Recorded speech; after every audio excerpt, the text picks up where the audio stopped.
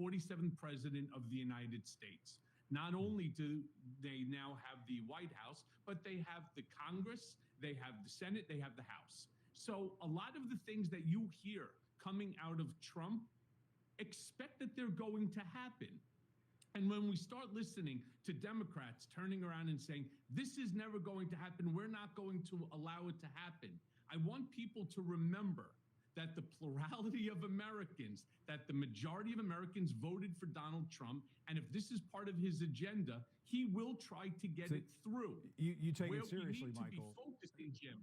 Yeah, but yes, I'm saying that exactly. Yeah. We need to. But where we really need to get serious is going back to grassroots, and we need to start getting the citizens so that we can talk about changing things in 2026. But expect what Donald is saying to become a reality. Well, and then, because Michael, one of the things that you've heard from his aides is that when he's talking about Greenland and Canada and the Panama Canal, he's just trying to get some leverage over some of these leaders, and this is all strategic and so on.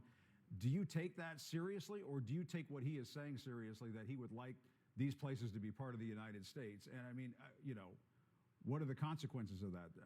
I can think of several. Well, let me be clear about something. This isn't the only country that's actually doing things like this. We see Putin now invading Ukraine, and then the conversation is that after Ukraine, he intends to go into Poland. We see China intending on taking Taiwan. So why not? If they're going to annex additional property, and we'll call it a real estate transaction, well, why should Donald not do the same thing? Yeah. I want to ask you about Special Counsel Jack Smith's final report on these cases against Trump. Trump's lawyers wrote to Merrick Garland yesterday urging him not to release it. They argue that doing so would interfere with presidential transition and so on. What are your thoughts on all this? I mean, we brought this up with Paula Reed. Did Merrick Garland just simply take too long with all of this?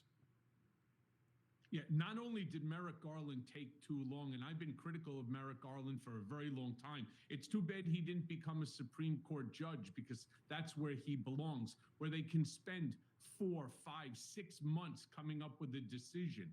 These cases needed to move expeditiously. Not only did this case not move expeditiously, neither did the Alvin Bragg case. They waited, as Mark Pomerantz put it, over a year too long. So all of these issues now that are going on with sentencing and with the criminal conviction, I hate to say it, and people will get angry at me. I was very clear when I spoke to Vanity Fair.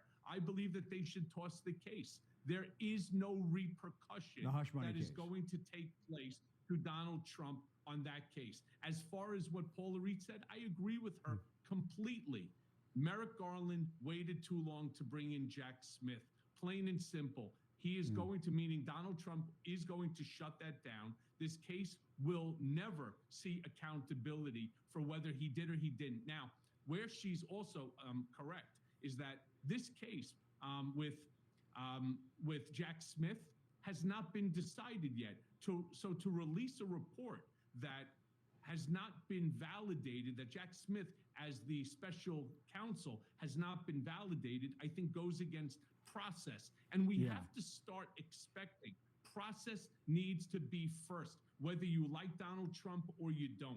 Well, and Michael, I mean, I do want to ask, if you dismiss the Alvin Bragg case, doesn't that allow Trump to escape accountability? Okay, yes, the judge in that case has said he's not going to go to jail and so on. He's not going to put him in jail before he's sworn in as president. But should that felony conviction be erased? Should the jury's work be thrown out? And what does it really mean at the end of the day? Judge Merchan declared it an unconditional dismissal, meaning, as what you just said, there will be no probation, there will be no incarceration. So you sort of committed a crime. 12 jurors, independent jurors, made that determination, but there is no accountability, there's no repercussion. So if it makes people feel good to be able to say, oh, he's the felon president, why does that make you feel good? We got to go back to the reality, which is banks for felons. Usually you lose your bank accounts, you lose your credit cards, you can't do any business.